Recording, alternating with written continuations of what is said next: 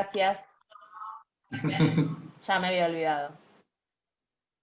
Creo que arranco yo, ¿no, Roberto? Sí. Bueno, un gusto, Manuel, poder compartir esta tarde, esta charla, esta conversación con vos. Un gusto y siempre, ¿no? Cargado de mucha emotividad. Retomo para que comencemos la conversa. Algo del video que veíamos recién, ¿no? Fuiste finalmente restituido en 1997. Entonces, la pregunta es, ¿cómo fue el proceso de restitución? Y remarco ese significante, ¿no? Ese término, proceso de restitución, hasta llegar al develamiento de la verdad. Y agrego, te pregunto también si además de las abuelas hubo testigos, terceros y terceras necesarios para reunir esas partes de la verdad, y cuál fue el rol del Estado para que finalmente en 1997 se restituyera tu identidad. Bueno, son un montón de cosas. Buenas tardes, gracias por participar y por invitarme. La verdad que me pone muy contento. Sería mucho más lindo estar con ustedes por allá, pero bueno, ya se dará. A ver, el proceso de restitución, en mi caso en particular, bueno, como se veía en el video, también involucró al equipo argentino de antropología forense, y a muchas personas, algunas que no conozco, que no sé quiénes son, pero que en definitiva fueron quienes de alguna manera también fueron facilitando ese camino, ¿no? Hasta llegar a mí a fines del 95. La restitución es en el 97 y eso también tiene una respuesta y de alguna manera una contraparte con lo que pasa hoy. En ese momento, en los años 90, el banco de datos genéticos tenía muchas dificultades para funcionar, porque faltaban reactivos, así que a mí me encontraron y tardaron como un año, más de un año, en confirmar que efectivamente era yo. Pero bueno, nada, en realidad tuvo que ver, como veíamos antes, con una investigación que comienzan las abuelas, mis abuelas, mis dos abuelas, inmediatamente son de las primeras que van a la plaza, como en un primer momento madres de lo que se formó el grupo de madres de Plaza de Mayo, y que de ese grupo se desprenden de las abuelas, cuando entre ellas charlando se dan cuenta que va a haber una búsqueda también particular o agregada o distinta, que es la de los nietos o nietas. De ahí es que surgen las abuelas de un grupo primero de las madres de Plaza de Mayo.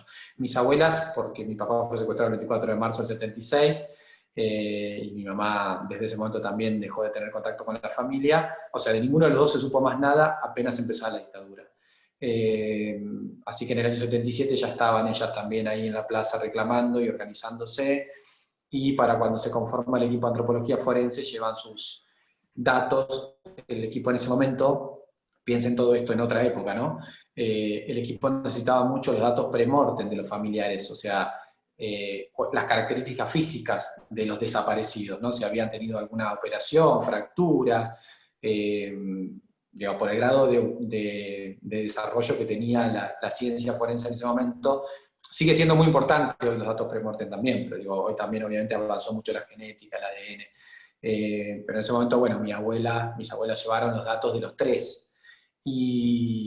Es así que ellos, en la búsqueda de casos o de situaciones que hayan podido suceder vinculadas a la dictadura, pero que no estén dadas a conocer, encuentran algunos episodios donde había mujeres con bebés. Y había tres particularmente en los que había coincidencia en la edad que tenía mi mamá para ese momento y podía ser más o menos la edad del bebé, que supuestamente había quedado después de un operativo, entre comillas, ¿no? Como primero se enteraron.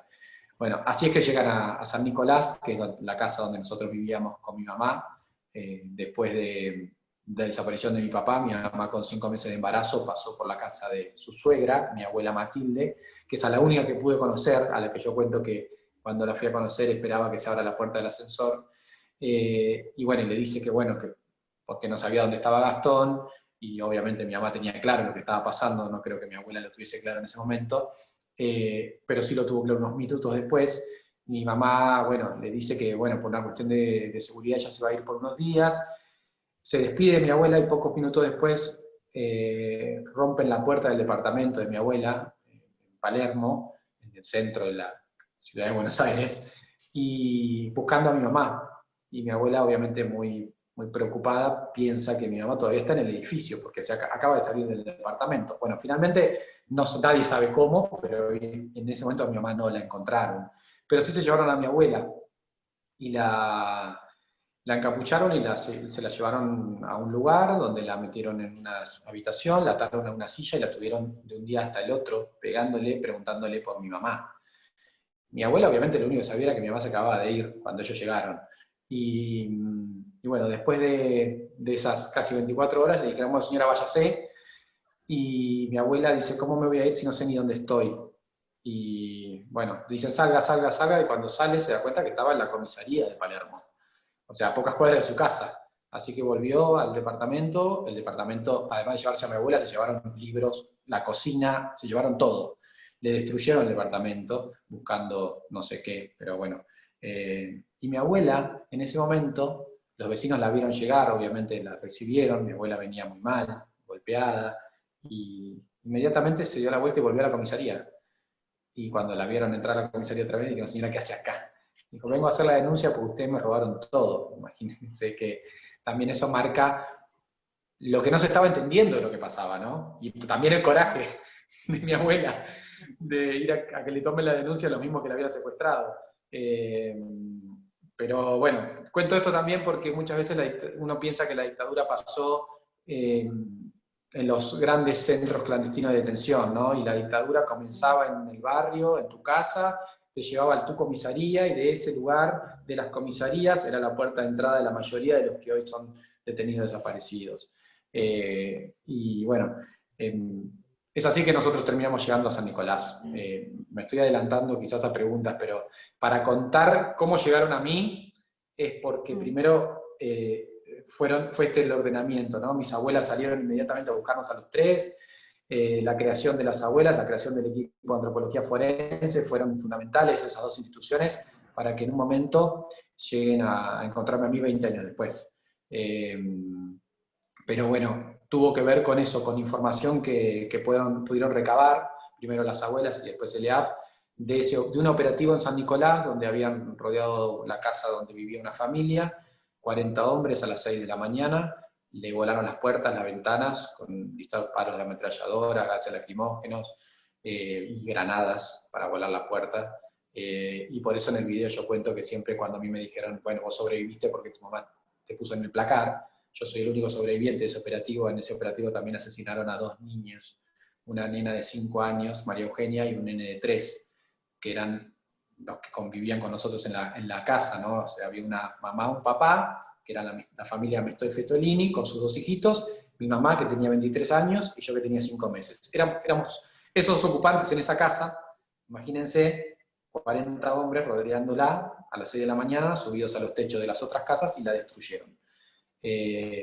Bueno, por situaciones que no puedo explicar, pero sí algunas, ese placar es el lugar donde yo quedé y también me permitió sobrevivir porque María Eugenia, la nena de 5 años, también salió con vida de la casa. A los dos nos llevaron al hospital que está en el centro de San Nicolás, la casa también estaba en el centro de San Nicolás, pero María Eugenia murió apenas ingresada al hospital. Llegó a decir... o sea, recuerdan esto las enfermeras y los médicos que yo después busqué para que me cuenten qué sabían de ese momento y además porque necesitaba, cuando empezaron los juicios, que eso que me habían contado sirva como prueba, que María Eugenia dijo, me llamo María Eugenia, primero pedía por la tía, y entiendo que la tía era mi mamá para ella, y dijo, me llamo María Eugenia, tengo 5 años. Y yo siempre pienso en esas palabras, no más, ¿no? Una nena diciendo su nombre, tengo 5 años, explicándole a ese mundo que la rodeaba, lo que están haciendo es aberrante. O sea, no sé si hay una manera de explicarlo mejor, ¿no? O sea, una nena diciendo quién era, sola, ya ahí, y muriéndose asfixiada. Yo llegué también muy mal por los gases, y me salvaron en el hospital, y entiendo que también el estar dentro del placar me protegió más. María Eugenia y su hermanito estaban en el baño de la casa, porque también supone que los papás la pusieron ahí porque, bueno, era el lugar que no tenía ventanas hacia afuera, entonces en principio no entraban los disparos, pero al tirar tantos gases adentro de la casa, bueno, eso fue también lo que provocó la muerte de los dos. Bueno, todo ese episodio es el que conocen las abuelas Ileaf, y así se van a San Nicolás, y en San Nicolás empiezan a encontrar todo. La casa, los vecinos que dijeron, sí, sí, de acá salió un bebé que estaba vivo, lo llevaron al hospital, fueron al hospital, en el hospital no había ningún registro de ese bebé ingresado en el hospital. Había unas monjas dentro, siguen estando un grupo de monjas, o sea, saben que San Nicolás tiene además una congregación muy importante, que llevaban un registro paralelo. Y en ese libro de esas monjas estaba el bebé ingresado y después egresado por orden del juzgado de menores de San Nicolás. Fueron al juzgado de menores, todo esto es un radio de 15 cuadras en el centro de la ciudad. Y en el juzgado de menores no había ningún bebé que hayan tenido que ver con ese juzgado, que haya pasado lo que decían que pasó, no existía un expediente de adopción de ese niño, no existía ese niño. Y finalmente encontraron una parte de un expediente de adopción que un empleado del juzgado había fotocopiado y que le había, de alguna manera, por detrás del juez de menores que me había entregado una adopción, había hecho una copia y le dijo a un vecino, guarda esto que algún día le va a servir a alguien. Y con eso pudieron saber que ese bebé que había pasado del hospital al juzgado, o que por orden del juzgado de menores había ido del hospital y nadie sabía dónde, se llamaba en ese momento, en el año 95, Claudio Novoa, y vivía en el sur de Gran Buenos Aires. Y así llegaron a mi casa. Lo hice un poco largo, pero bueno, fueron muchos años resumidos en unos minutos. En el medio también aclaro que en ese hospital yo estuve 4 meses en el área de maternidad con custodia policial las 24 horas. O sea, de los 5 meses hasta los 9 meses estuve ahí en una sala, me sacaron solo una vez para sacarme una foto en el patio con algunos de los policías que hacían la guardia, y las enfermeras para entrar a la sala a atenderme durante esos meses solo entraban con la policía. Bueno, la cara de sospechoso la tuve desde siempre, parece. Manuel, no, igual estuviste, la verdad que clarísimo, aparte para ilustrar, digamos, lo que fue el horror del terrorismo de Estado, el genocidio y la valentía de las abuelas, ¿no? Digamos, de lo que contabas. Nosotros también habíamos pensado en preguntarte, digamos, cómo viviste vos ese pasaje de lo personal, digamos, de la militancia personal, digamos, también a una militancia más colectiva, ¿no? Y también si nos podías contar un poco cómo veías ese proceso en abuelas, al interior de abuelas, ¿no? Donde los nietos y nietas, ¿no? Van ganando también otros espacios en esta militancia y en esta lucha de derechos humanos. Bueno, eso no fue inmediato, en realidad. Sí, lo que fue inmediato fue que yo primero acepté vincularme o conocer a mi abuela. Mi abuela, cuando a mí me cuentan, estamos acá porque tu familia biológica te está buscando, fue una enorme sorpresa, porque yo no estaba esperando a nadie ni estaba buscando mi identidad. Cosa que además tiene que ver con la época. Digamos, en ese momento los nietos y las nietas no se acercaban a abuelas. Recién se había fundado la CONADI, digamos, no había campañas, no había spot de televisión, no había la posibilidad de hablar ni de la tecnología que tenemos hoy, ni desde hace unos años, digo. Entonces, y éramos adolescentes, o sea, las abuelas ahí entendieron que había que ir a los recitales de rock, ¿no? A hablar, porque ahí podíamos estar. Así que yo no estaba buscando mi identidad, o sea, fue una enorme sorpresa. Y esa sorpresa todavía me dura. Pero bueno, sí es cierto que en la casa de las abuelas, cuando yo iba, de vez en cuando me iba desde Guernica, que es donde viví casi toda esa vida, hasta el Abasto, donde estaba el departamento, que era la casa de las abuelas en ese momento, y cuando entraba a ese lugar, era el lugar donde yo sentía que no tenía que explicar nada. O sea que primero que había otros nietos y nietas ya dando vueltas por ahí, algunos que los habían encontrado de chiquitos y se habían criado ahí adentro, y estaban las abuelas que entendían todo, ¿no? Entonces, que eran muy cuidadosas y bueno, y eso obviamente me acercó a la institución.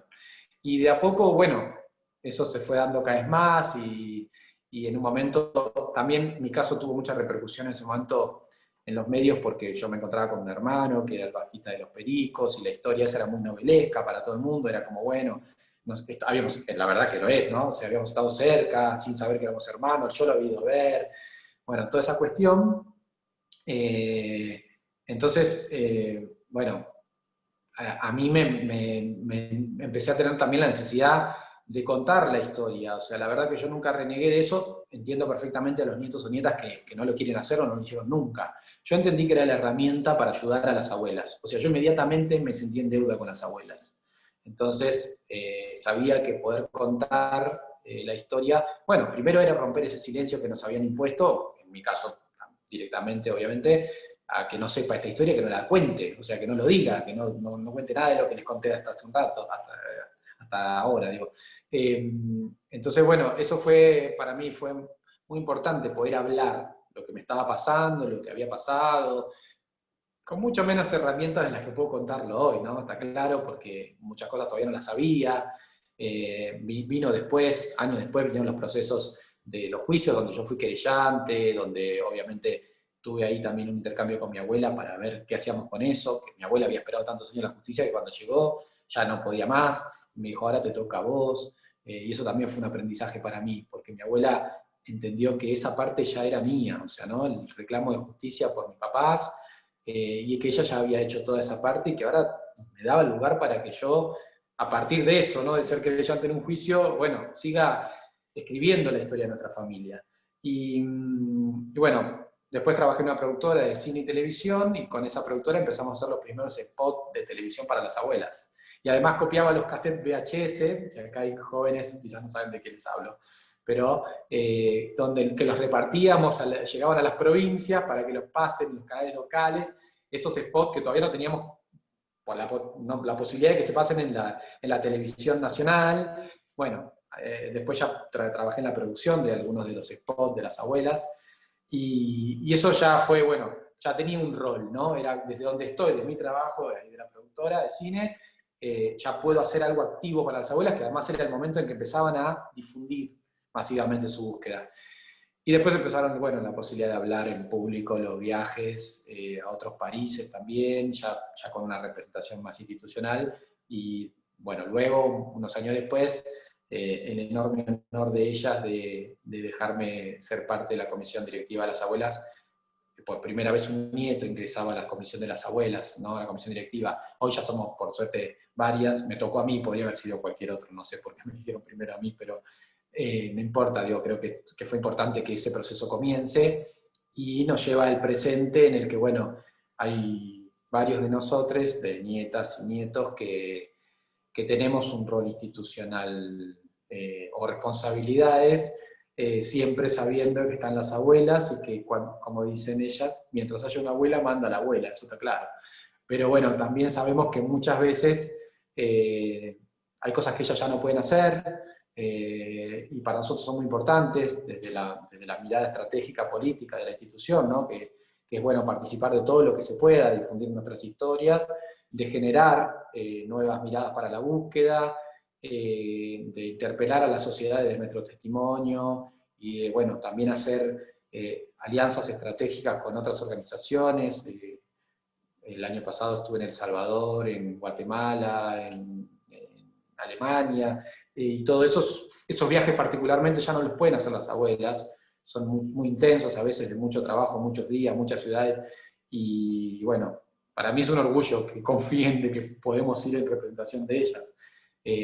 Yo siempre tuve claro que son irreemplazables, pero también tengo claro, y ellas también, más que nadie, y por eso empezó esa idea de ustedes tienen que empezar a hacerse cargo de esta institución, de la transmisión, ¿no? Y del cambio generacional que se va a dar naturalmente, y por el que ellas apostaron y por el que nosotros, bueno, haremos lo que podamos.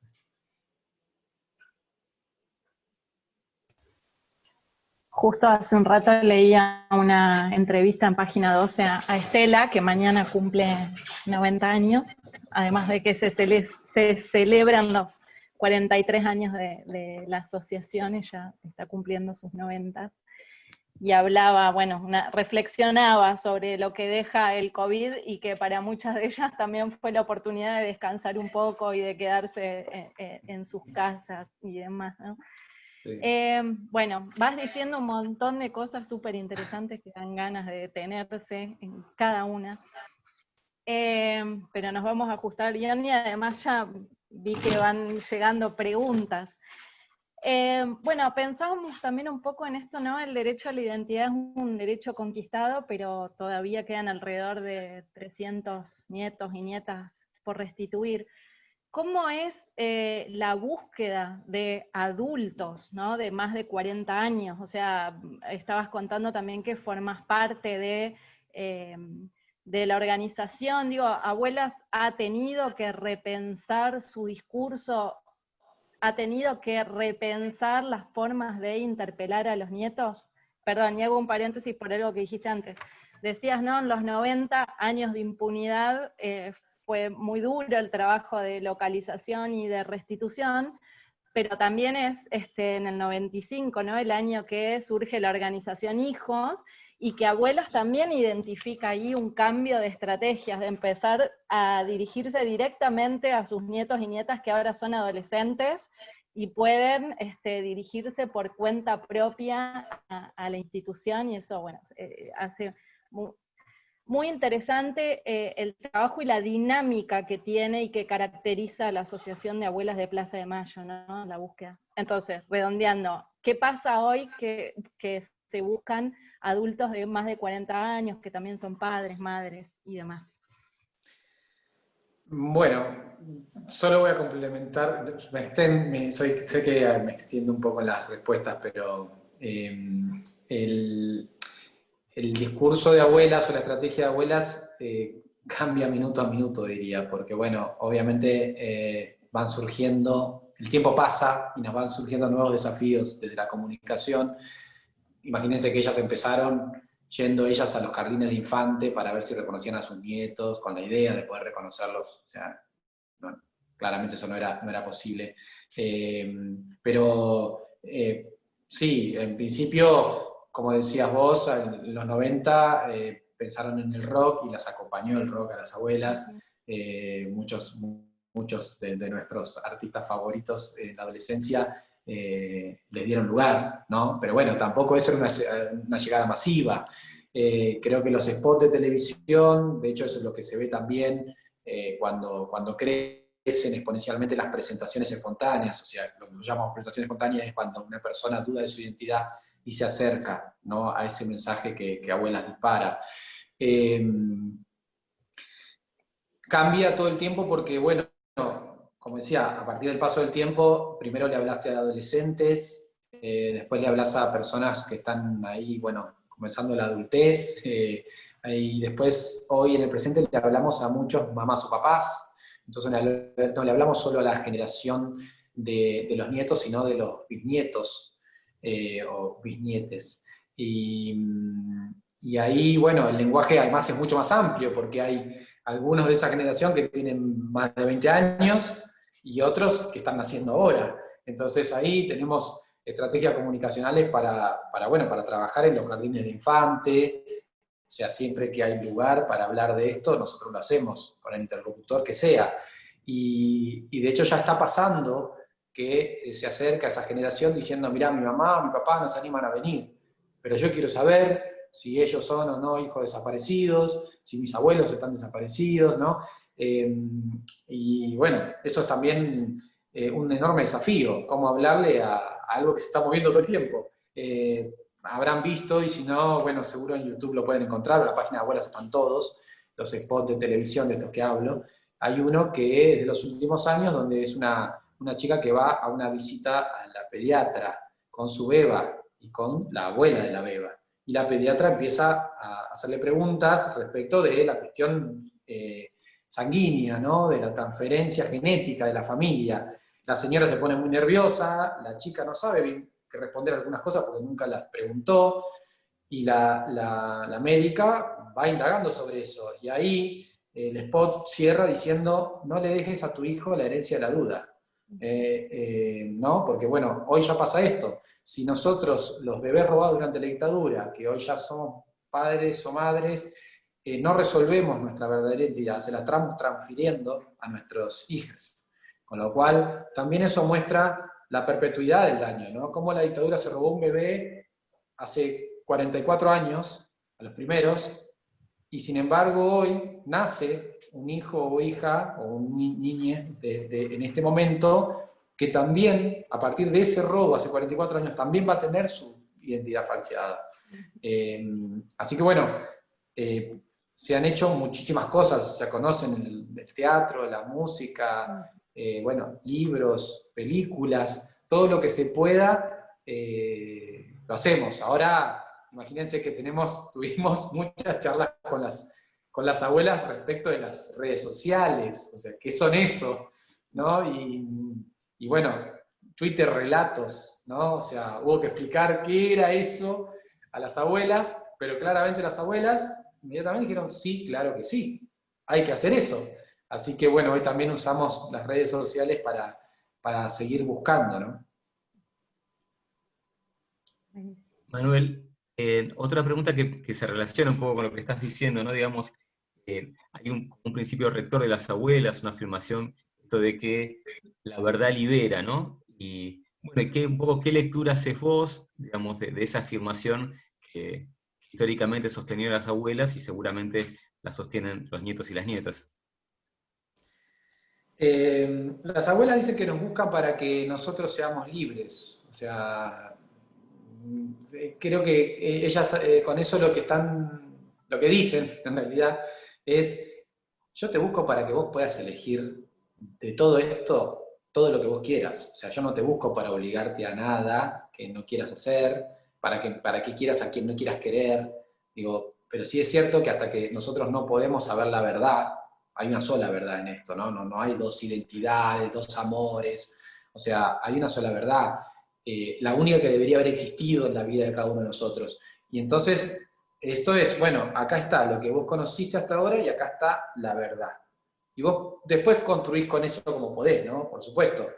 Pero yo siento que, o por lo menos yo lo interpreto como la verdad libera en el sentido de que uno a partir de la verdad puede elegir. Antes de la verdad no estás eligiendo nada.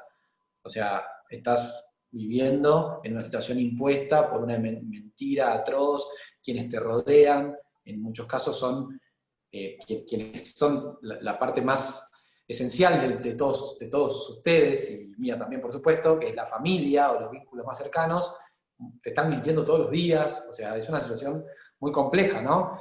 Entonces, a partir de la verdad, vos podés elegir cómo te revinculás con eso que viviste, porque no es que se termina, o sea, claramente nosotros tenemos vínculos con nuestro pasado, aunque ese pasado sea dentro de una apropiación, uno construye vínculos, construye montones de sensaciones, de sentimientos, de recuerdos, pero además después tienes muchos otros que te perdiste o que no sabías y que ahora también son tuyos. Todo eso es la verdad, ¿no? O sea, y de todo eso uno elige. Yo siento que esa es la liberación que te dan las abuelas. La de poder elegir qué querés hacer con tu historia. Antes no estabas eligiendo.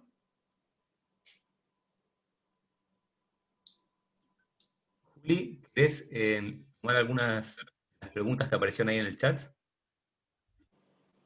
Sí, en realidad hay mensajes hermosos y una pregunta. Los mensajes los puede leer Manuel, porque la verdad que Voy hablan a de los tratar de ojos, leerlos de tus mientras ojos. o después. No, por eso no No me los quería, borren. porque claro. No, no, no, no, no, por supuesto que no. Ahí, bueno, comenta Cielo, que es parte de la Asociación de Familiares de acá de Río Negro. Esto de que tus ojos son muy parecidos a los de tu mamá, la vida se abre paso, bueno, Cielito siempre es muy poética. Estela que pone, conozco tu historia, mi tesina que estoy haciendo trata sobre las restituciones de identidad. Bueno, es un mensaje muy bello para que lo leas. Y Mónica pregunta, ¿cuál fue el rol de quienes te criaron hasta encontrar a tu abuela y si te contaron tu historia? Mirá, lo que siempre me contaron fue que no era hijo biológico. y yo tuve una adopción, eso es bastante particular respecto de los 130 casos resueltos. Hasta ahora hay muy pocas adopciones, diría que menos del 20% tienen una adopción.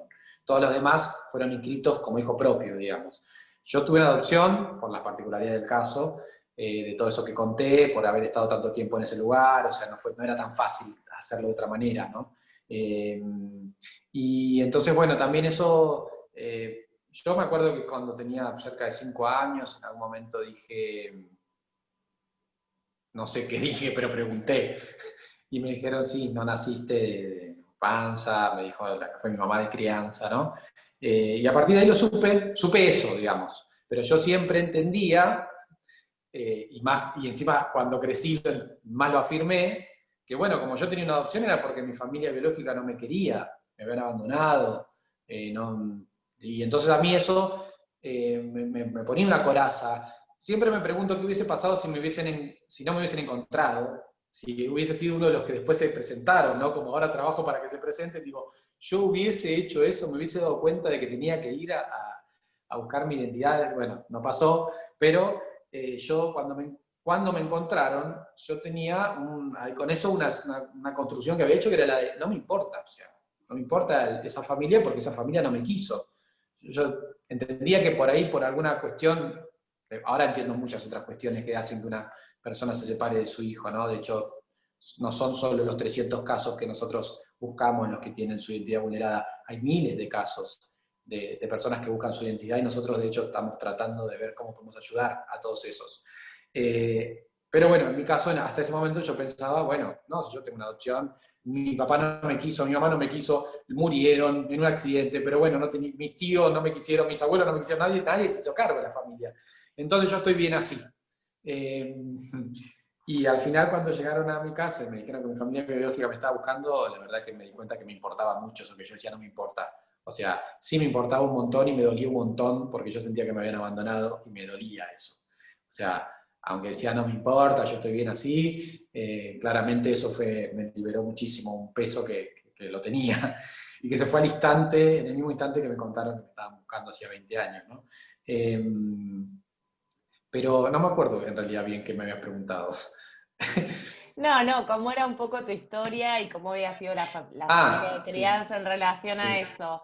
Sí, fue eso, siempre lo supe, siempre supe que era adoptado, pero Okay. yo nunca lo asocié, no llegué en ese momento a asociarlo con la búsqueda de las abuelas, con los desaparecidos, bueno, por todo lo que conté antes, porque además no existía lo que hay hoy, el plan de estudio donde está la dictadura. A mí en el colegio nunca me hablaron de la dictadura, y siempre pienso que se perdió una enorme posibilidad de encontrar a muchos de los que todavía estamos buscando, porque por ejemplo, digo, en mi división, no sé por qué todos los años nos hacían decir el número de documento, ¿no?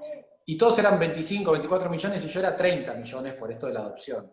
Entonces, todos sabían además que yo era adoptado. Y yo digo, si alguien nos hubiese dicho en ese momento, a todos, no a mi división, a toda esa generación, en el momento que estás en la adolescencia, donde muchas veces no querés ser hijo de tus padres, hubiesen dicho, miren, ustedes son dentro de toda la generación de ustedes, están 500 bebés robados, algunos de ustedes puede ser, en mi división todos me hubiesen mirado a mí, para empezar. Y eso hubiese pasado en muchos otros casos, ¿no? Pero por lo menos si no nos hubiese interpelado de una manera muy directa en el aula. Eso creo que es tanto que hoy nos cuesta y hemos tenido que repensar tanto la difusión y cómo llegar a los que buscamos. Bueno, eso yo creo que fue un momento que se perdió sumamente valioso. O sea, que nos hubiesen podido hablar así, ¿no? Con esa claridad, diciendo, alguno de ustedes es uno de esos, o puede ser uno de esos bebés, ¿no? Bueno, nada, y cuando a mí me encuentran, yo seguí teniendo vínculo con mi familia de crianza, o sea, porque elegí tenerlo. No con algunas integrantes de esa familia, porque a medida que fui sabiendo la verdad, me fui dando cuenta de que había responsabilidades sobre mi llegada a esa familia, ¿no? O sea, quienes fueron mis padrinos eran primos del juez que me entregó en adopción. Ese juez me terminó dando en adopción a una familia que justamente a través de esta vinculación le permitía no respetar nada de lo que tendría que haber hecho primero, que era buscar a mi familia biológica y devolverme. y no condenar a mis abuelas a buscarme a 20 años, a mí no tener mi verdadera identidad durante 20 años, y criarme sin mis padres, sin mi mamá y mi papá, pero sí con la verdad. Bueno, ese juez también, después cuando me entregó una familia en la que durante los años que él siguió siendo juez nunca mandó una visitadora social a mi casa, no hizo nada. O sea, por eso también no existía rastro de mí en el juzgado, porque de hecho la hoja que correspondía a mi expediente estaba arrancada. Todo eso está en la causa judicial que tengo abierta ahora, ¿no? Pero la vinculación de mi padrino fue el que me hizo llegar a esa familia. Y bueno, entonces con algunas personas dejé de tener vínculo, con otros no, y sobre todo con la generación de los que fueron mis primos de crianza, son mis primos también. Martita o Roberto, ¿quieren seguir? No, había otra pregunta en el chat de Mariana. Hola, ¿ahí me escuchan? Sí. De Mariana, ¿cómo se aborda el derecho a la identidad en los casos de personas que no nacieron durante la dictadura o cuyo análisis de ADN no es compatible con ninguna de las familias que buscan chicos apropiados? Bueno, ¿cómo se aborda? En realidad esto que decía, es un enorme desafío. Hoy se aborda de manera desordenada, si quiere, porque el Estado no da una respuesta integral a eso todavía, y nosotros estamos trabajando, bueno, yo soy parte de la CONADI además, la Comisión Nacional por el Derecho a la Identidad, y teníamos un proyecto en 2014, a partir del cambio de gobierno, durante 4 años ese proyecto no volvió a avanzar y ahora lo retomamos con la idea de poder ampliar la búsqueda, ¿no? Pero también hay una cuestión que nadie sabe, digamos. La CONADI, que se creó en el año 92 a pedido de las abuelas, y se creó porque, ya que te lo explico, cuando se crea el Banco de Datos Genéticos en el año 87, los nietos y nietas, bueno, o los niños que iban siendo ingresados al banco para ver si eran alguno de los nietos buscados, solo podían ingresar a través de una causa judicial. Entonces las abuelas primero crean el banco y después se dan cuenta de que el Estado tiene que crear otro organismo que haga que esto sea más expeditivo, es un organismo del Ejecutivo. Eso hace que se simplifique la posibilidad de que una persona sea analizada en el Banco de Datos Genéticos, dentro del periodo de la dictadura, ¿no? O sea, de los nacidos durante el periodo de la dictadura. ¿Por qué? Porque en el Banco de Datos Genéticos están esas familias. O sea, no tiene sentido ingresar al Banco de Datos Genéticos a una persona que está por fuera de esos años, porque obviamente no hay posibilidades de que dé inclusión con nadie. Para esos casos estamos trabajando otras posibilidades. Pero digo que en esa búsqueda y en esas creaciones de las abuelas y demandas al Estado argentino de hace falta esto, a través de la genética, cuando se enteraron que la sangre era la posibilidad de poder identificar a personas, inmediatamente interpelan a la ciencia primero, porque obviamente en principio le dice la ciencia, no, se puede saber si un papá, que es la noticia que las abuelas leen en un diario en el año 84, si un papá era el papá efectivamente de una nena. Cuando las abuelas dicen, nosotros estamos buscando nietos, nuestros nietos, la ciencia dice, no, pero eso no es posible, no se puede saltear una generación, tenemos que tener la sangre de la mamá y el papá. Bueno, finalmente, con la perseverancia de las abuelas, salieron al mundo.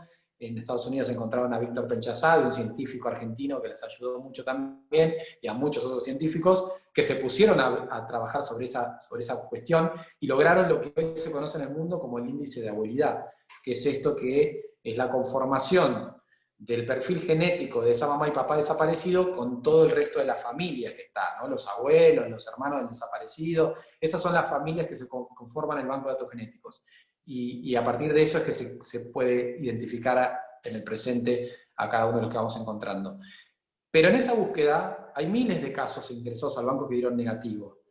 Y hay más de 2.000 casos resueltos por la CONADI de personas que dudaron de su identidad, que creyeron poder ser hijos desaparecidos, y que, trabajando el caso documentalmente, aún con el resultado negativo del ADN, se pudo saber cuál era su origen. A algunos les tuvimos que decir, no, mirá, no te gustan, quisieras que no, pero esa es tu mamá y ese es tu papá.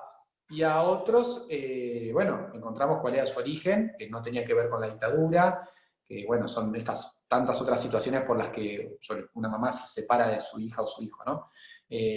O sea que todos conocemos que las abuelas han restituido la identidad o han encontrado a 130 nietos y nietas. Pero en realidad la lucha de las abuelas resolvió más de 2.000 casos, otros casos, que no tienen conferencia de prensa, que nosotros desde CONADI no hacemos difusión de eso, pero bueno, con esa misma idea de que esa lucha no se quede estancada en esa búsqueda, sino que sirva para otros casos, también estamos tratando de ver cómo se resuelven esos otros casos que son mucho más complejos, porque en la búsqueda de las abuelas, que es sumamente compleja, porque imagínense que ya lleva 43 años y todavía nos faltan encontrar un montón, tenemos a la familia ya buscándolos. En los otros casos tenemos que encontrar a la familia para poder resolverlos, ¿no? Y también, bueno, por esto que decía de Guatemala y El Salvador, o incluso lo de Alemania, esa idea de abuelas es, nosotros creamos esta búsqueda por una necesidad primaria de buscar por el amor que sentían por su familia a todos los desaparecidos, y ahora queremos también que eso sirva para otros casos. Manuel, hay 2 comentarios más, y si querés, Marti, después vamos a la otra pregunta, pero bueno, Cielo dice, está bueno, ¿no? El pacto y los mandatos de silencio que impuso la dictadura, en muchos perdura hasta nuestros días. Es a las madres y abuelas que les debemos lo que, perdón, lo que se ha logrado transformar, construir en términos de derechos. Así como hoy podés ver y decir, si en la secundaria me hubieran dicho, hoy, ¿qué más te parece que podemos hacer para ayudar, digamos, en la actualidad? Sigo con lo de Vale, así te pongo todas juntas. Valeria me dice, me gustaría saber qué coincidencias encontraste con tus papás biológicos en relación a tu personalidad. ¿Qué te contaron de ellos que te haya movilizado o interpelado? Gracias por tu historia. Y por último, Eva, sería interesante que nos cuentes cómo ven las abuelas el contexto político. Ojo, teniendo en cuenta los golpes de Estado, las proscripciones, bueno, ahí hay tela para cortar. Y Mercedes, ¿cuál fue tu experiencia en la búsqueda de justicia y cuáles son los desafíos para la verdad y la justicia de hoy? Bueno, hay un popurrí. Voy a tratar de acordarme de todo. Sí, perdón, yo agrego ahí, son un montón, pero también hay otra de Patricia de cómo fue el encuentro con la familia biológica, la construcción de identidad. Creo que esa se puede juntar con la de Valeria también. Y también en relación con las estrategias que hablábamos antes, Micaela pregunta qué se hace en los casos de presuntos nietos, personas que dudan de su identidad, pero que por diferentes motivos no se acercan. Bueno, ahí estarían todas. Sí, y quizás, Manuel, podés aprovechar a comentar lo que nos decías antes de la CONADI, ¿no? Que sería, bueno, de paso. Sí, perdonen, pero si no, en todo caso vos dame los disparadores y te las contesto todas. La primera era respecto de qué podemos hacer como sociedad, ¿no? Bueno, yo entiendo que lo más importante es tener conciencia de que esto sigue sucediendo, ¿no? O sea, que todavía nos faltan más de 300 por encontrar. Que además la cuestión de la identidad, como decía, no solo afectó a esos 500 bebés robados, o sea, es algo que sigue sucediendo en el presente.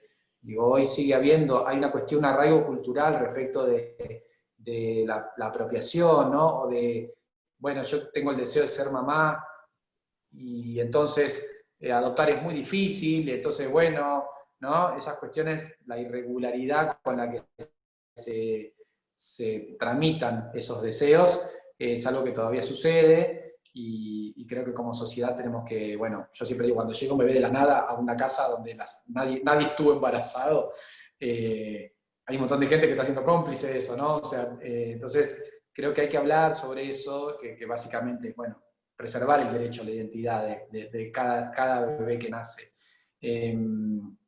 Y después ser conscientes de que esos nietos o nietas que estamos buscando están cerca, siempre están cerca de alguien.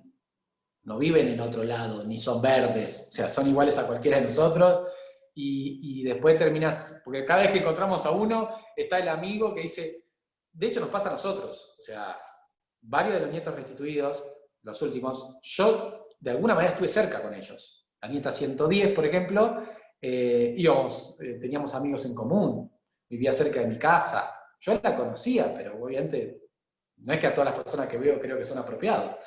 Y entonces, bueno, eso, digo, ser consciente de eso, ¿no? Que sabiendo el rango etario, bueno, cualquiera de esas personas que están en ese rango puede ser ese nieto o nieta que estamos buscando. Puede ser un compañero de la universidad, un alumno, alguien que te atiende en un negocio, o un pariente. Así que bueno, eso creo que como sociedad, el estar conscientes de que esto es algo permanente y que cualquiera de nosotros puede ser el eslabón que se necesita para encontrar, ¿no?, a esa persona, o para que esa persona encuentre la verdad, creo que es un gran aporte. Y ya no me acuerdo de las otras cosas que habían dicho. Lo de Valeria. Valeria había preguntado qué encontrabas de tus padres biológicos de tu personalidad.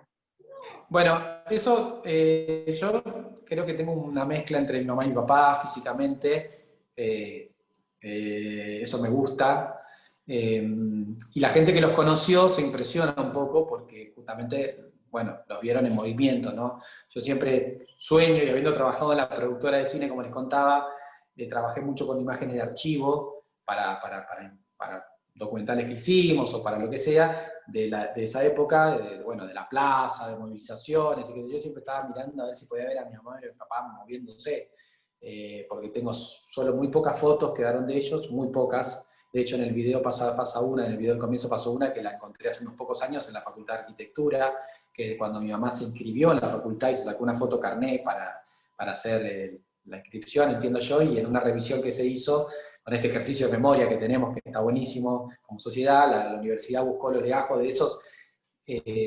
estudiantes desaparecidos. Hasta ese momento había una bandera con unos nombres colgada en el centro del edificio, en Ciudad Universitaria, acá en Buenos Aires, y bueno, buscaron los legajos, encontraron las fotos, entonces después pasaron a hacer una bandera con las fotos, lo cual interpelaba mucho a los estudiantes, porque ahí veían que los que estaban ahí eran iguales a ellos, ¿no? Tenían la misma juventud de esos que estaban ahí. Y bueno, esa foto hoy para mí es la foto más hermosa que tengo de mi mamá, y apareció, bueno, con ese trabajo colectivo, ¿no?, que también agrego a lo que preguntaban antes, qué se puede hacer. Un montón de cosas podemos hacer como sociedad, ¿no? Seguir destapando y mostrando lo que nos pasó, es importantísimo. Y bueno, digo, después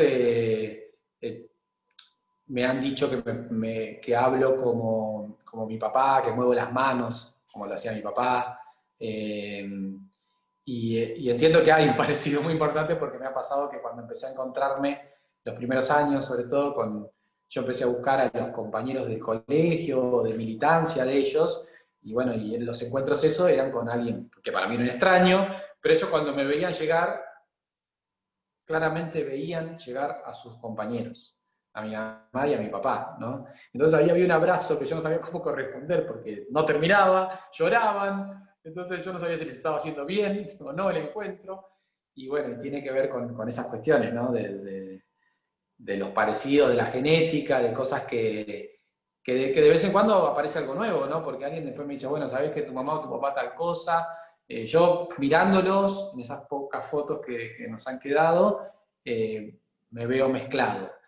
Y mi hermano, Gastón, que es hijo solo de mi papá, bueno, solo de mi papá y una compañera anterior, ¿no? Él no perdió su identidad, se crió siempre sabiendo que su papá estaba desaparecido, porque mi papá desapareció cuando él tenía 7 años, entonces, bueno, se crió como los hijos de los desaparecidos, digamos. Mi hermano, cuando nosotros nos conocimos, mi hermano tenía 26 años, y mi papá cuando lo secuestraron tenía 26 años, cuando lo desaparecieron. Y la foto que tenemos, una de las fotos de mi papá, que es una que también estaba ahí en el video, mi hermano era igual, nada más que estaba con el pelo teñido, rockero, ¿no?, de todos los colores, que yo, pero los ojos, la fisonomía, la cabeza, es igual. Entonces ahora, en algo que parece loco, pero nosotros siempre, yo lo miro a mi hermano, y mi hermano se hace cargo de eso porque era muy parecido, de que nuestro papá, mi hermano ahora cumplió 50, nuestro papá sería como él, de grande, ¿no? Que es algo que a todos los hijos desaparecidos nos pasa. Todos nuestros padres y madres son jóvenes, eternamente jóvenes. Entonces, bueno, en este caso, fantaseamos un poco porque eran tan iguales, mi hermano y mi papá, a esa misma edad, que decimos, bueno, papá sería como vos.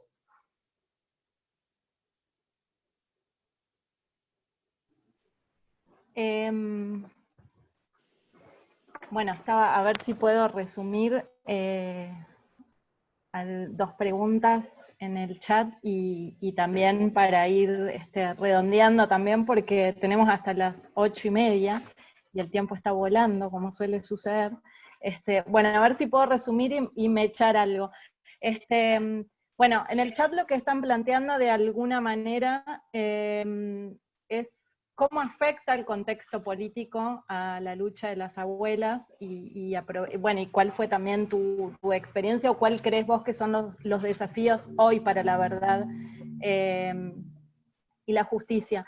Entonces aprovecho para reforzar esto, qué nos podés contar o en relación con la importancia, ¿no?, de las políticas estatales en la búsqueda, hablabas de la CONADI, y hace unos años, que antes de que arrancara la charla yo te comentaba, en el 2007, de hecho 2 años antes de que se sancionara la ley de ADN, vos hablabas de la muestra compulsiva de ADN porque se había generado todo un revuelo en la opinión pública porque obviamente había detractores y estaba el caso también de los Herrera Nobles y demás. Y vos, bueno, tu posición era que esa muestra compulsiva mitigaba el peso que tenía en los nietos y en los presuntos, ¿no?, nietos y nietas apropiadas en este desocultamiento, desvelamiento de la verdad. Y también hacías alusión, y ahí la complejizo, y quizás se relaciona también con algo de lo que se está planteando ahí en el chat, hacías una alusión a la responsabilidad que también atañe a los propios nietos o a los presuntos nietos, también en colaborar para esclarecer una verdad que no solo afecta a nivel personal, sino que también afecta a grupos de familias que buscan a sus seres queridos. Bueno, ahí, una reflexión con todos esos elementos. Sí, para antes que me olvide, voy a arrancar antes que me olvide. El contexto político, bueno, las abuelas han vivido en 43 años muchos contextos políticos, como todos en este país. Sí creo que las abuelas siempre tuvo la claridad de que teniendo más simpatía o menos simpatía por quien esté ejerciendo el poder, la búsqueda de abuelas no puede parar. Y tiene una mirada estratégica sobre eso, ¿no? O sea, por eso no hace falta que diga con qué gobiernos está más cerca y con cuáles no. O sea, claramente a partir de 2003 sobre todo, porque antes fue todo el menemismo. En los 80 era el comienzo, ¿no? O sea, el final del alfonsinismo, donde se creó el Banco de Datos Genéticos. En los 90, con todos los retrocesos que hubo respecto del avance en la memoria de la verdad y justicia, digo, con los indultos, las leyes que daban la impunidad. Sin embargo, también en ese momento se crea la CONADI, que se crea justamente para encontrar a los nietos de las abuelas, y se crea porque las abuelas le plantean a Menem, esto lo tienen que hacer, es una obligación del Estado argentino. Bueno, así con cada uno, en el momento que suceda y que sea necesario, abuela lo interpela o se sienta y le habla a quien sea que tenga las herramientas para decirle esto es una responsabilidad tuya en este caso o en este tiempo, del Estado argentino siempre.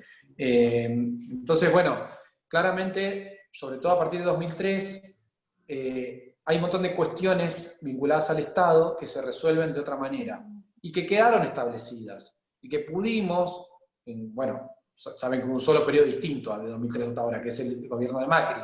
Con el gobierno de Macri fue muy, muy difícil, la relación muy dura, porque un presidente que llega, no quiero hacer mal la cuenta, pero bueno, casi 40 años, 30 y pico de años del retorno a la democracia, y dice, bueno, no importa cuántos son los desaparecidos, o habla del curro de los derechos humanos, y hacen las declaraciones muchos funcionarios muy importantes, interpelando un movimiento que llevó muchos años, mucho dolor y mucha sangre construir, ¿no? Y que todavía sigue reclamando que le digan dónde están los desaparecidos. Y sin embargo la interpelación es, bueno, la justicia ya ahora es venganza porque son mayores quienes están siendo encarcelados o quienes están encarcelados, que son los genocidas. Sí, pero ¿cómo? Y las abuelas que se están muriendo y las madres que están muriendo, y estos genocidas no le dicen dónde están sus nietos y dónde están los restos de sus hijos, los huesitos, dónde están. No se lo dicen, nunca se arrepintieron, nunca lo dijeron. Y sin embargo la interpelación es como, bueno, ya esto no sería justicia, ¿no? Pero entonces, ¿qué hacemos? O sea, no es al revés, no tendríamos que nosotros desde el Estado democrático interpelar a esa gente para que además de llegar con la justicia, nos digan la verdad. O sea, entonces esas señales fueron muy negativas. Por otro lado, durante todo ese gobierno nosotros sostuvimos muchas cuestiones. La CONADI siguió funcionando, el Banco de Datos Genéticos siguió funcionando, con discusiones arduas, ¿no? Pero nos mantuvimos ahí. Y probablemente podamos llegar a tener gobiernos, no importa cuál, con los que muchas veces discutimos. También discutimos con gobiernos con los que uno se siente muy cercano, porque obviamente no es que los recursos sobran. Pero bueno, creo que la mirada de Abuelas en ese caso es muy interesante. Digamos, Abuelas no puede plantarse en un lugar de, bueno, la verdad, no me gustás, con vos no hablo. Tiene que hablar con todos, con el que sea. O sea, porque tiene que sostener lo construido, ¿no? Y porque además tenemos claro, que a partir de nuestra lucha y a partir de lo que se ha logrado en todos estos años, lo que estamos haciendo cada día con esa búsqueda también es fortalecer la democracia. Porque lo que nosotros buscamos es justicia. Y lo que buscamos es que el Estado se involucre haciendo lo que tiene que hacer. Entonces, hoy, bueno, el proceso de justicia respecto de los juicios, a mí, bueno, también me dio parte de la reconstrucción de mi identidad, como decía al comienzo, porque el ser querellante de la causa implicó que además conozca muchas cosas de mi mamá y mi papá que no sabía, cosas que aparecieron, eso que contó de las enfermeras, de cómo fue el episodio, todo eso, el operativo, que lo hablé con los vecinos en los primeros años cuando yo fui a San Nicolás, porque quería ver la casa, esa casa de la que me habían contado, de la que había salido y todo, necesité verla. Me fui al hospital porque necesité ver ese hospital, ¿no? Pero todo era por afuera en el momento.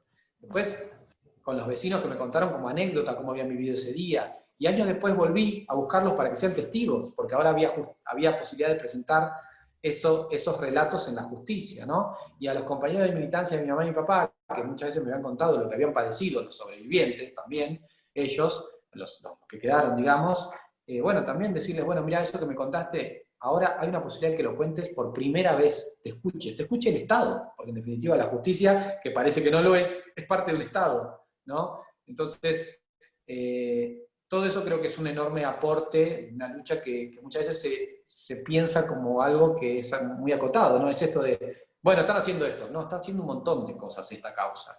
Sobre todo creo que está fortaleciendo las instituciones democráticas, ¿no? Y enseñándole a la sociedad lo que significa el valor de la verdad. O sea, lo importante es saber la verdad.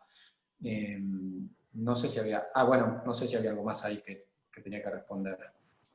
Sí, no, yo te preguntaba también sobre la responsabilidad que les atañe a los nietos, ¿no? Es un término fuerte hablar de responsabilidad, pero creo que también algo de eso hay cuando hay negativas, ¿no? Acceder a... Sí, claro, con el tema de la ley para tomar... Sí, que cuando se habla de, ¿cómo lo decía?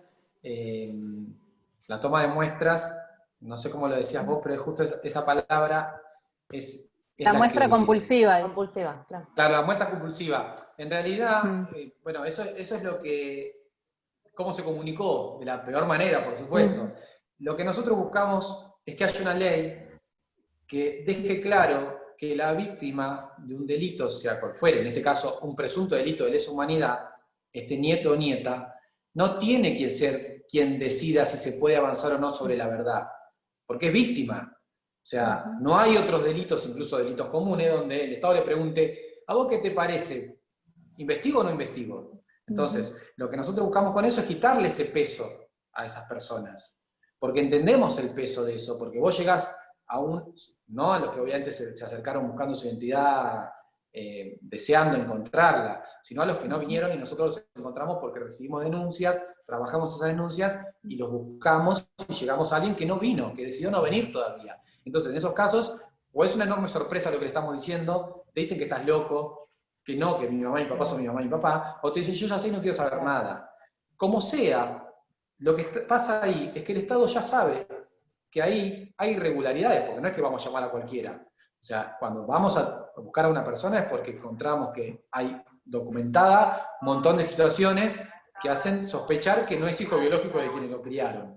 En esos casos, esta posibilidad de avanzar con esa ley, en realidad es no es para hacerlo compulsivo, sino para que el Estado pueda, por métodos no invasivos, obtener lo que necesita para saber si ahí se cometió o no un delito.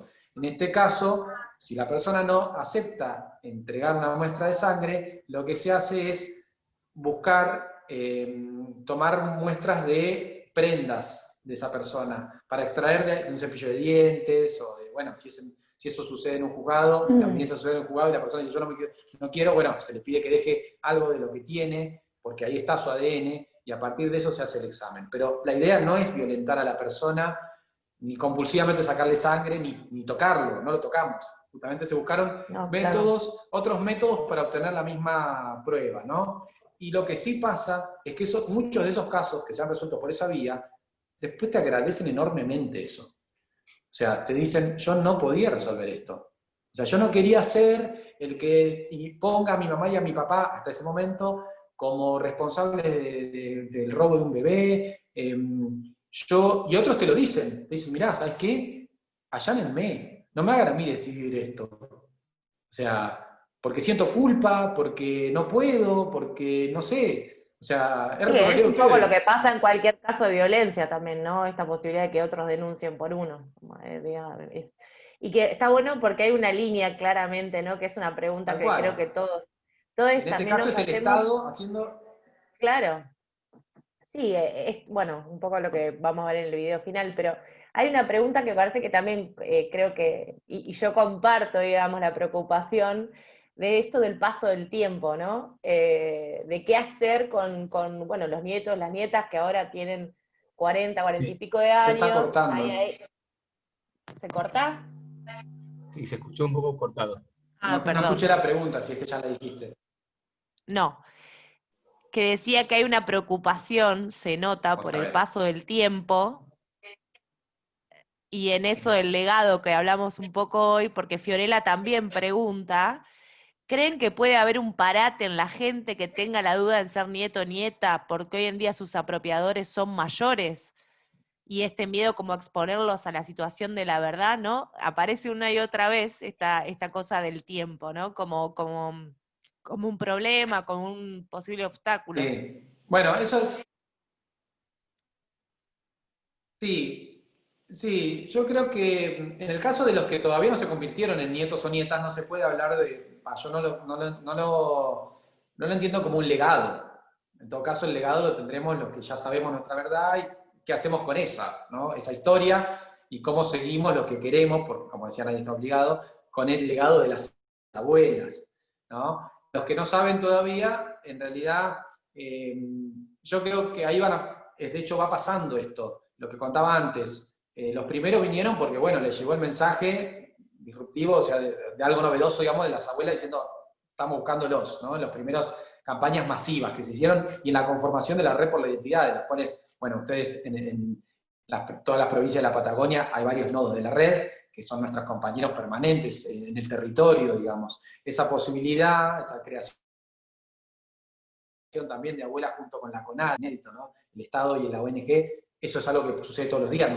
También es algo inédito en el mundo, diría. Es una ONG y un Estado que interactúan todo el tiempo, porque la inmensa mayoría de los que dudan de su identidad van a abuelas, pero todo el trabajo que hay que hacer después, documentalmente, y la orden para tomarle las muestras, y los resultados, y lo que se puede hacer por ese caso, lo hace el Estado.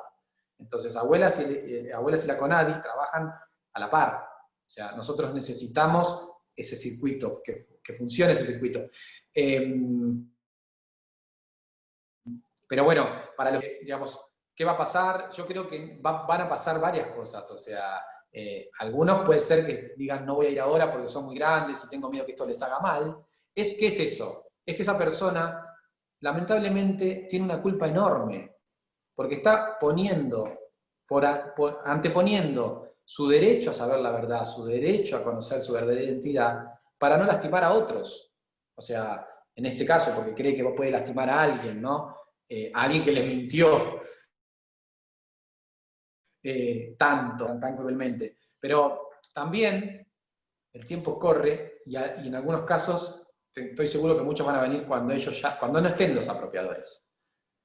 O sea, y esa culpa ya no esté, ¿no? Esa culpa se sostiene ahora por la presencia de quienes ellos creen que van a lastimar.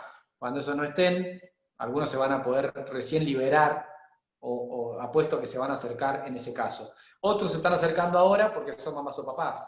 Y dicen, mira, yo hasta ahora hice el tonto, pero la verdad que ahora me parece que no da. Quiero ver si resuelvo esto porque mi hijo, mi hija, también le estoy transfiriendo esto, ¿no? Lo que hablábamos antes, la herencia de la duda. Así que el tiempo siempre te juega algunas veces a favor, algunas veces en contra, y para algunos casos el tiempo hace que vengan y para otros hace que esperen. Nosotros, mientras tanto, los buscamos para encontrarlos antes, ¿no? De que se decidan. Manuel, quería retomar una pregunta, ya son 8:20, digamos, pero hay una pregunta que me parece importante, quizás si brevemente puedes contar un poco, que planteaba Santi Mauri, que tenía que ver con las trayectorias militantes de tu mamá y tu papá, y las banderas que sostenían, si podías contar un poco en torno a eso. Bueno, mi mamá y mi papá eran miembros de la Juventud Peronista y de la organización Montoneros, eran los dos alfabetizadores de adultos, y bueno, tenían una militancia política y social muy de base, se quiere, porque trabajaban, los dos militaban en un barrio en la periferia del partido de Escobar. Si bien los dos vivían en Capital Federal, su militancia estaba ahí.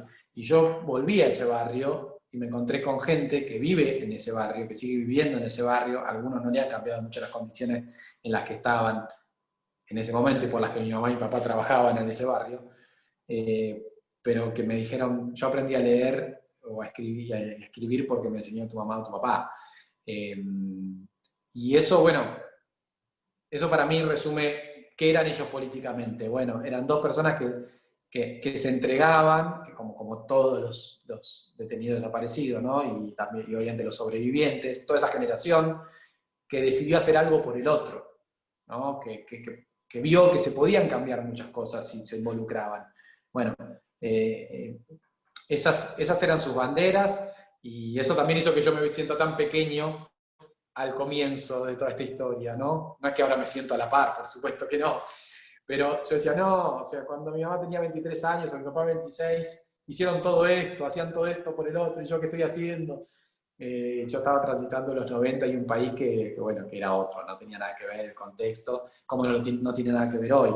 Pero hoy me siento más cercano, si se quiere, a esas banderas que ellos, por las que ellos lucharon, ¿no? Porque, bueno, o sea, claramente, más allá de mi historia personal, lo que yo elijo hacer, porque verdaderamente lo elegí, podría haberme dedicado al cine, es, bueno, seguir pensando que desde cada uno de nosotros podemos hacer cosas por el otro, y que la política y el Estado es lo que en definitiva nos va a sostener siempre, ¿no? Entonces, bueno, desde ese lugar sigo soñando las mismas cosas que soñaban ellos, supongo.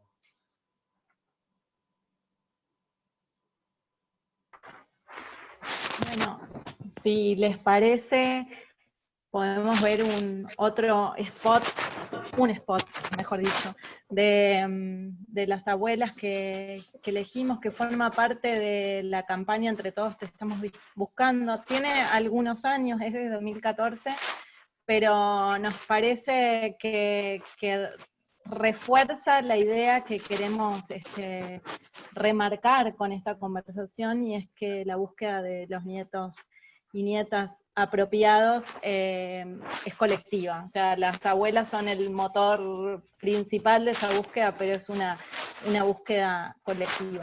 Así que, si les parece, vemos el video y después hacemos un cierre. Ahí lo comparto.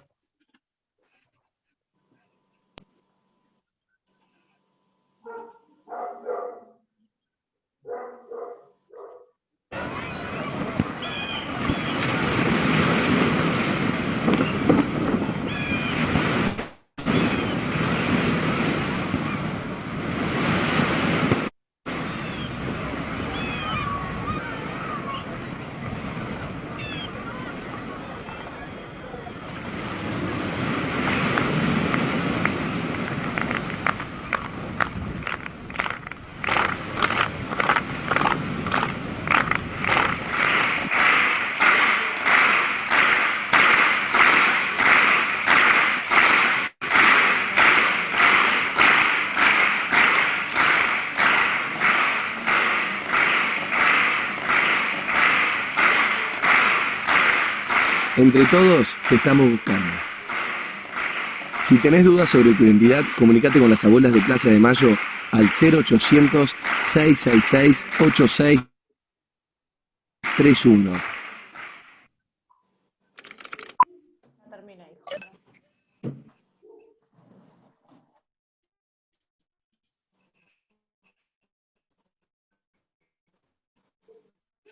Simbólico, ¿no? Esta lógica de que es una lucha colectiva, ¿no? Bueno, que siempre, no sé si siempre, pero bueno, que en los últimos años claramente el pueblo acompañó, ¿no? Y se apropió y la tomó como propia estas banderas de los derechos humanos, así que nos parecía significativo poder compartirlo. Sí. Hay una campaña, sí, perdón, Manuel, te ibas a decir algo. No, digo sí, que la verdad que es muy bueno, es muy buena la idea del spot. Eso se grabó, bueno, la parte donde estamos todos aplaudiendo se grabó en el CENAR. Yo ahí trabajaba en la Secretaría de Deporte, así que conseguí el escenario ese donde se ve esa imagen de todos aplaudiendo.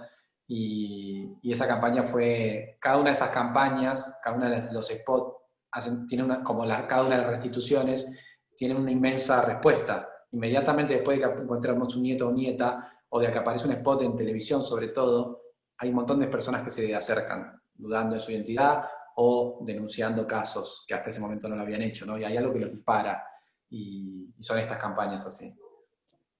Bueno, ahora queríamos recordar la campaña para Si les mañana parece, de las manos. sí. Ah, perdón. Justo iba a decir eso, que podríamos haber hecho una foto todos juntos, lo podemos hacer también. Sería bueno. Y bueno, yo no quería perderme la oportunidad de recuperar el otro día hablábamos en la reunión previa del documental ¿Quién soy yo?, que me parece que desde la asociación siempre lo recordamos porque hay algo ahí que es esto que vos decías, ¿no? Si nos hubieran dicho, cuando la vemos a Estela en ese documental, en los 80, en los pasillos de la facultad y en las aulas, esa ternura, ¿no? Esa pedagogía de la ternura como legado, por lo menos para nuestra generación, que además admito que la veo cuando vos hablás también, ¿no? Hay una forma muy tierna, muy amorosa de pensar la lucha, que es una forma para mí maravillosa de pensarla, ¿no? Y de asumir ese legado de esa generación. Nada, saber que como parte de la universidad, como parte de la asociación, con todos los que estamos acá con las trayectorias diferentes, vos desde tu lugar y cada uno desde su lugar, podemos seguir, digamos, aportando a esta búsqueda que es larga, que es dura, ¿no? Y que todavía tiene mucho simbolismo o sea, que hay que luchar en un montón de espacios, digo, ¿no? Hay mucho conquistado, pero para mí creo que todavía hay mucho por conquistar y que por eso también están estos espacios que son tan importantes. Nada, quería decir eso antes de cerrar y agradecerte mucho y a todos los compañeros y compañeras que están acá. Sabemos que está súper complicado, que abuela siempre está y los nietos en todos los problemas que surgen. El otro día comentabas que estabas en la toma de Guernica, digo, bueno, ¿no? También esa actualización de las demandas nos corre todos los días, pero bueno, nada, agradecerte de corazón que hayas contado tu historia. Y no sé si alguien quiere decir algo más o alguna pregunta. Por mí es todo. Bueno, gracias, Julia. ¿Quieren que intentemos hacer lo de las manos, cada uno poner su nombre en la mano, ¿no? Y recordar, digamos, de esa manera la importancia de la lucha por el derecho a la identidad y la lucha de las abuelas en Plaza de Mayo? Sí, Espérenme que no tengo cómo escribirla. Pará, algún New Age que saque la foto, porque Juan, ¿estás por ahí, Juancito? Porque yo no sé cómo hacer toda la pantalla. Voy un momento. Sí, hice una en toda la pantalla. Ah, bien, porque yo no sé Grande, Juan. Podés ir arriba a vista, Juli, y ahí pones. Ah, De hecho, en View, a ver. Ah, mirá vos. Bueno, igual hacelo vos porque no sé si me va a salir. hablando. No sé si me va a No, salir, por la duda. Gracias, Duilio.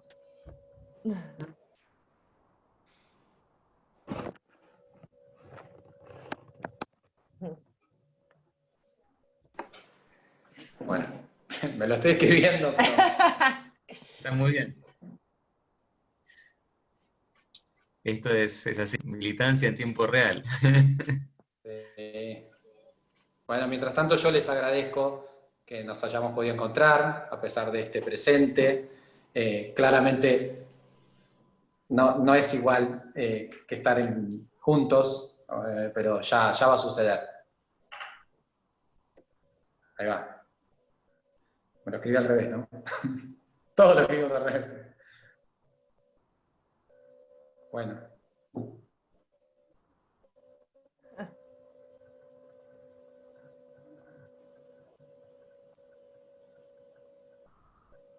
¿Salió, Juan? Un segundo, por favor. Ah, bueno. El tiempo real. Ay, yo no lo escribí al Me lo escribí al revés yo. Yo no lo escribí No, al se ve bien, se No ve bien. importa, pero Ok. yo creo también. Se ve al derecho, ¿eh? Yo tengo ¿Ah, sí? problema de lateralidad y no sé cómo hacer. Hola, cielo, vos sí estás al revés, pero siempre. No, Parece- Cielo, vos Cielo, Cielo, siempre. vos Parece decís- que- vos decís que se ve al derecho porque lo tenés igual que yo. Ah, El pro- bueno, entonces, yo vivo El más propio para se ve al derecha. revés nada más, creo. Ah, bueno, mejor. Me parece, Ah, porque puede yo a ser. vos te veo bien, Manuel. Ah, genial, genial. Gracias, Manuel. No, gracias a ustedes. ¿Salió? ¿Salió, Juan? Sí, sí, Excelente. gracias. Gracias, Juancito. Gracias. Ahora que estamos con las Evi. manos, podemos aplaudir. Un aplauso. Lindo. A Muchas ustedes. gracias. Manuel, muchas gracias. Muchas gracias a ustedes. Ya nos volveremos a ver. Gracias, gracias. Adiós. Es muy importante saber que estamos acompañados en esta enorme lucha de las abuelas. Así que festejen cada vez que encontremos Siempre. al próximo nieto o nieta. Realmente eso creo va reparando de a poquito, bueno, ese daño, tejido. como decía, Claro. permanente. Sí.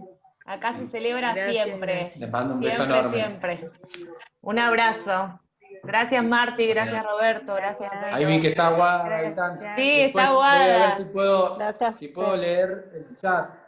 Y nada, Aguada, justo leí que está Aguada, le mando un beso a Aguada. Está Es una Guada, compañera está nuestra de Euge, que abuelas. trabajan en el archivo, están todos los Se fue para el compañeros. sur, se volvió al sur. Y acá la Menos tenemos. mal que la tenemos acá, Guada, sí. Claro. Bueno, no Bueno. sé si podrán guardar el chat porque... No sé si podrán guardar el chat porque no pude leer nada de lo que escribieron, obviamente, porque si no hubiese podido. Todos te darles. dicen muchas gracias Pero si por este encuentro, abrazo. Sí, eso lo puedo, ahora sí Adelante. leo, pero había cosas muy largas para que no las- Sí, sí, Manuel, yo después te comparto el Nos video. queda pendiente. Nos queda pendiente hablar del legado, pero lo dejamos para la próxima. Ay, Martín. Veo que no respondí bien la pregunta. No, un 5 No. vamos a poner. Eso lo hago de forma presencial, lo del legado solo lo respondo en forma Lo presencial. deja para un asado, Listo. claro.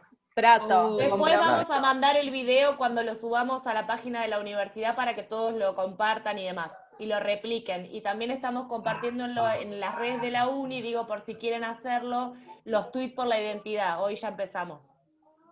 Los tweets relatos. Genial. Un abrazo a todos.